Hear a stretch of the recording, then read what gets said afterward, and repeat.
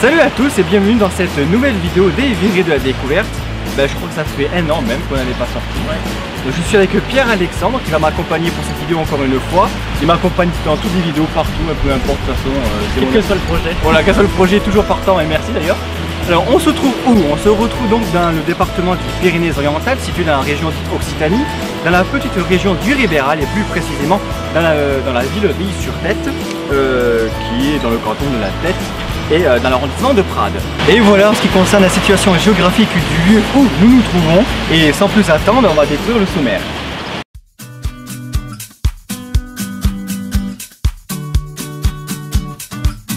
Dans cet épisode 3 des virées de la découverte, partons explorer la ville d'Is-sur-Tête et sa longue histoire, qui nous a légué un patrimoine extraordinaire à travers les siècles. Ruelles, bâtiments, places, fontaines. Cette petite commune de la région dite du Ribéral vous surprendra.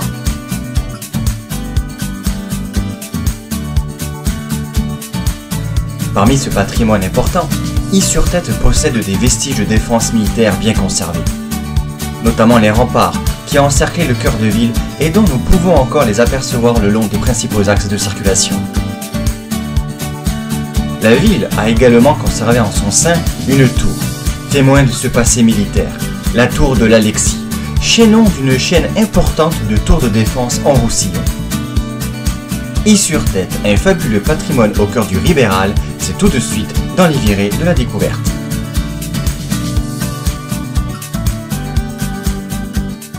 Situé en plein Ribéral, c'est-à-dire en pleine fluviale, le territoire d'Is n'est pas candidat à la conservation de vestiges très lointains comme peuvent l'être ceux de la préhistoire. Cependant, le village lui-même est mentionné pour la première fois dès le 9e siècle, en 850 exactement. À cette époque, il ne s'agissait que d'un petit village dont les maisons étaient concentrées autour de l'église et d'une tour de défense, la fameuse tour de l'Alexis, qui se dresse toujours dans la ville et dont nous reparlerons plus tard dans l'émission.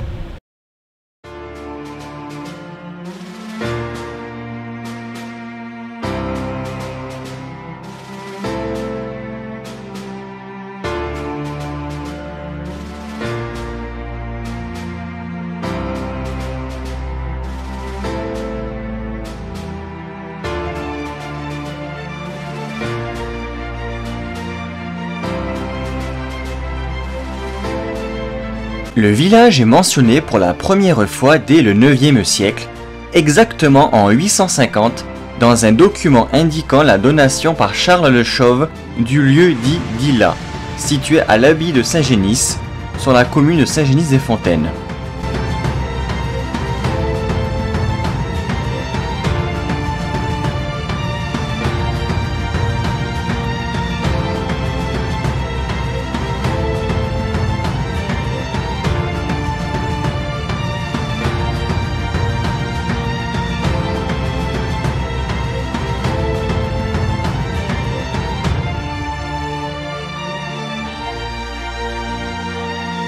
À cette époque, il ne s'agissait que d'un petit village dont les maisons étaient concentrées autour de l'église et d'une tour de défense.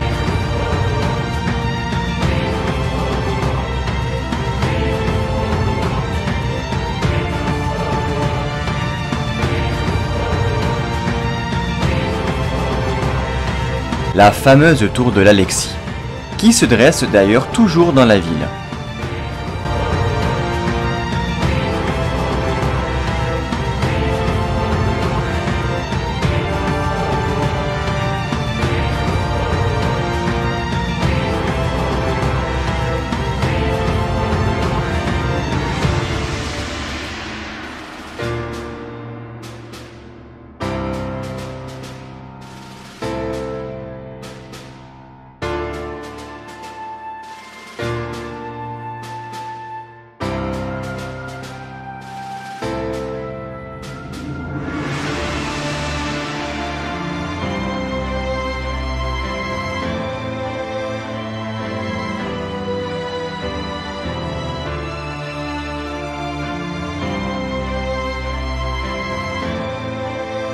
Pour mieux défendre la ville, une première enceinte fortifiée fut construite, autour du XIe siècle.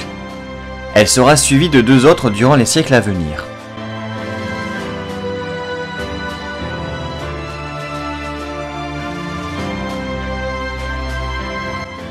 Possession du comte de Bézalu, donc du roi d'Aragon dès le XIe siècle, le village fut donné à la famille d'Urgues en tant que seigneurie. Cette famille détenait déjà certains droits en 1134 sur la ville.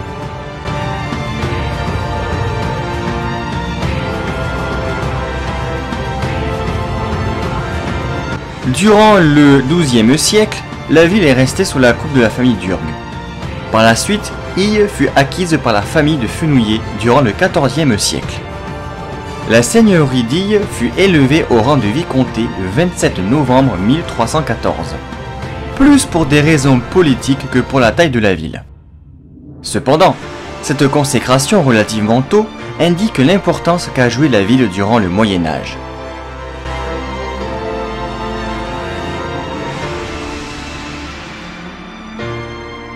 En 1647, une nouvelle église fut construite dans le village.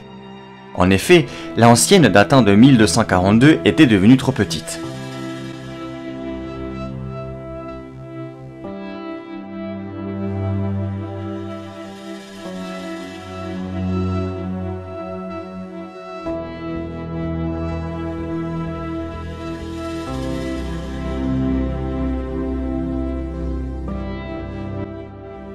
Dotée d'un patrimoine exceptionnel, la ville d'Isle-sur-Tête rivalise avec Perpignan en ce qui concerne le nombre et la qualité de ses éléments patrimoniaux.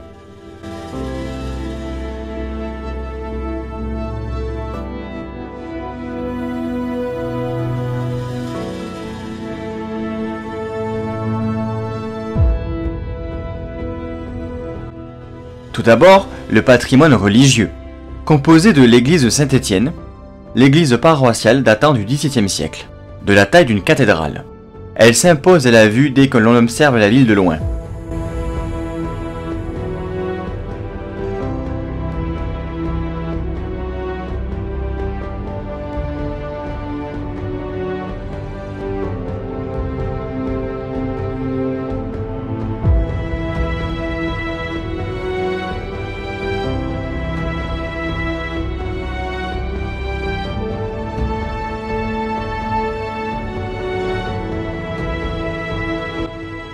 Ensuite, militairement, Ille est connu pour deux éléments.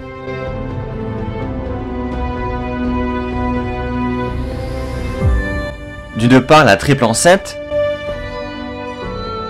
d'autre part la tour de l'Alexis. L'enceinte médiévale est triple. De nos jours, elle est percée de 8 portes.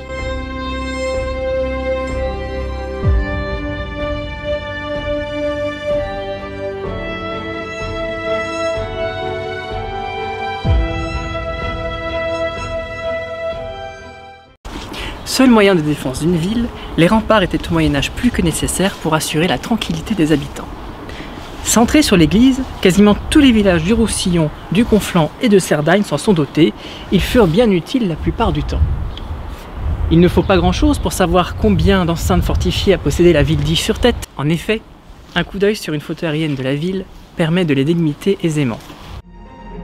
La première enceinte, que l'on peut qualifier de Seyera, qui correspond au grenier du village, qui abritait généralement quelques maisons, l'église et le château, mais aussi et surtout les récoltes. Il faut savoir que cette église n'existait pas sous sa forme actuelle, mais qu'il y avait une autre église, plus petite et romane. Il y avait donc plus de place pour les maisons, qui étaient toutes contenues dans un périmètre de 100 mètres par 70 seulement. C'était donc l'embryon d'Ille-sur-Tête.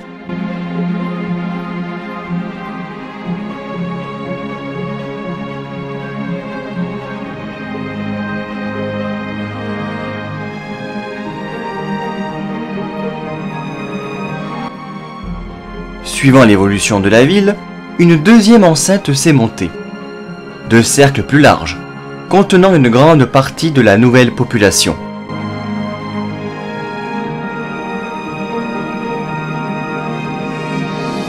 Il faut noter l'encombrement de la ville, avec des rues étroites et rares.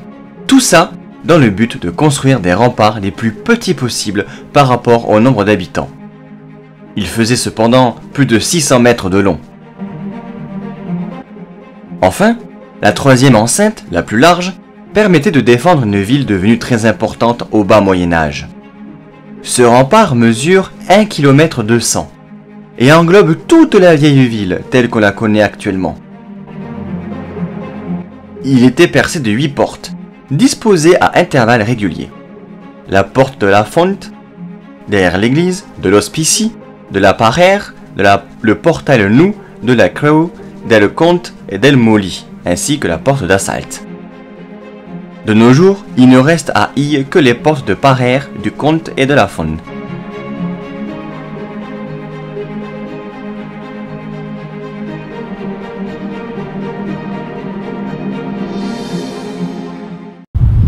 À Ille-sur-Tête, ce château était une sorte de donjon. La tour de l'Alexis, construite sur un plan carré, était située à l'angle nord-ouest du premier rempart de la ville. Il s'agissait à la fois d'un site de protection et de relais des signaux, les fameuses tours à signaux du Roussillon, en relation avec le château de Rodez et Saint-Étienne de Pommerce. La tour de l'Alexis est un monument remarquable dont la construction remonte au XIIe siècle, voire même à la fin du XIe siècle. Grande tour quadrangulaire, elle se dresse à l'intérieur de la ville d'Ille-sur-Tête.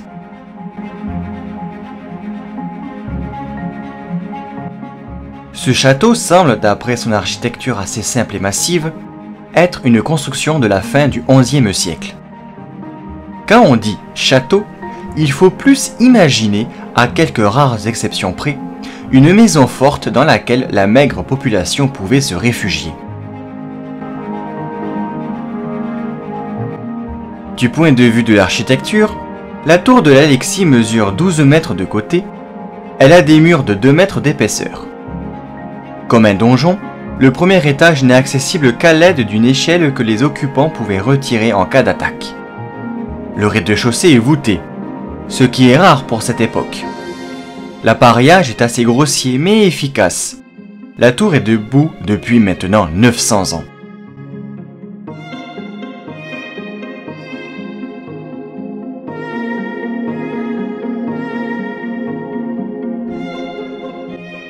Mais pourquoi ce curieux nom d'Alexis, totalement inusité en Catalogne médiévale?